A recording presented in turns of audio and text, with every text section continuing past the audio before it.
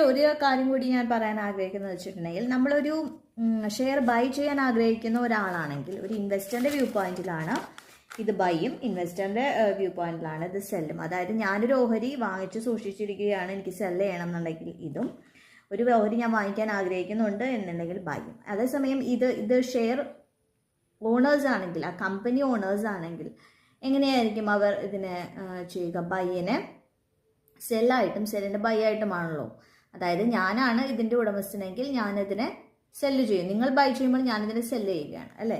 അതുപോലെ തന്നെ ഞാൻ ഈ ഓഹരിയുടെ ഉടമസ്ഥനാണെങ്കിൽ നിങ്ങൾ സെല്ല് ചെയ്യുമ്പോൾ തീർച്ചയായും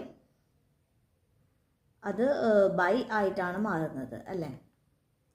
അപ്പം ആ രീതിയിലാണ് നമ്മൾ അത് കൺസിഡർ ചെയ്യേണ്ടത്. അപ്പം ഇവിടെ ബൈ എന്ന് പറയുമ്പോൾ ബിഡ് പ്രൈസും സെൽ എന്ന്